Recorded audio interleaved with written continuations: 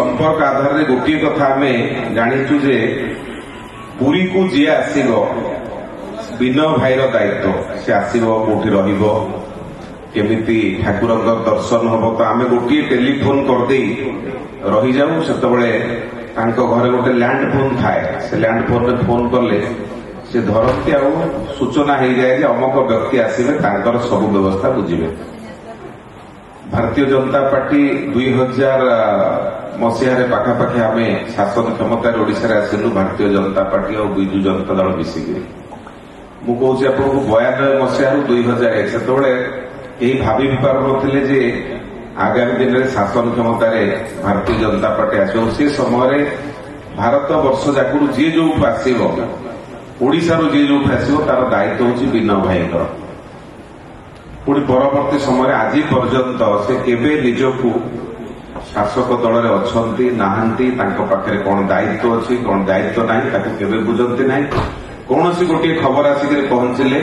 से मंदिर दर्शन हो पुरी रे डाक्तरखानार समस्या हो पुलिस थानार कथा हो ओडिशा जाकरू भारत जाकरू जी जो आसुते तार दुख बुझा काम ये लंबा समय धरी से आम सागर जड़ित तेणु से गोटे कथा अनुभव करें बापा मां शिक्षा कौन थिला से पिला प्रति जी के निजर कौन लाभ हानि को हिसाब न करी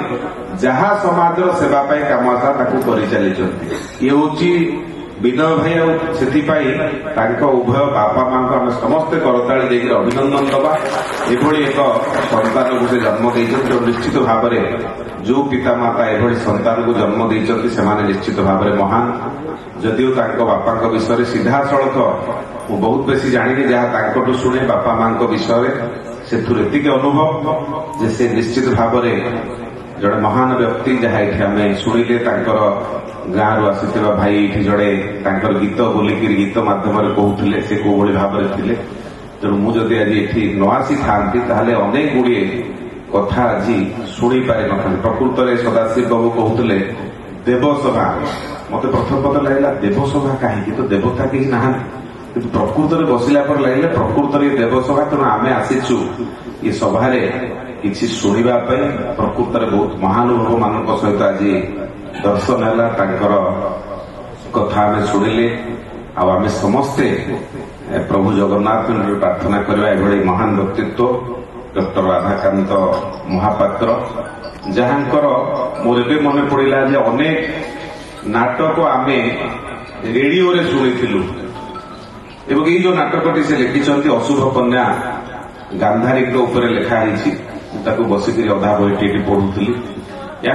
रेडियो रे अनेक समय शुणीचु रचित नाटक मुझे पचारूली आप केतबे लिखते आपड़ तो गोटे दुरारोग्य रोग को चिकित्सा करुले जो कुष्ठ जहाँ को लोक छुअती ना आप एक रोग को आप उपशम करुले लोक पाखु ता भर केतबे आपको समय मिलूला आप लिखुले तेणु ये भितर गोटे कला थिला जहाँ से जनमानस को आनी आजिकाली जो समाज ये समाज पाखे आध्यात्मिकतार ज्ञान पहुंचापी किसी बाट आना धीरे धीरे बंद हो सारा ये वक्तव्य कौन सभा समिति शुणा मिलूना रेडियो आधुनिकता आड़ गला आध्यात्म शास्त्र धीरे धीरे दूरेला एभली समय मुझे धन्यवाद देवी आमर जो ट्रस्ट आमर श्रीगुंडीचा आध्यात्मिक ट्रस्ट को जे आपण एक कथा को बंचे रखिंट आउरी जहाँ महानुभवकर डॉक्टर राधाकांत महापात्र पुस्तक थी मु आशा करी आपण मैंने उद्धार कर प्रचलन करातु ताहले आमर आध्यात्म शास्त्र बंचिकी पुणी आउ थे आज दिन ये मते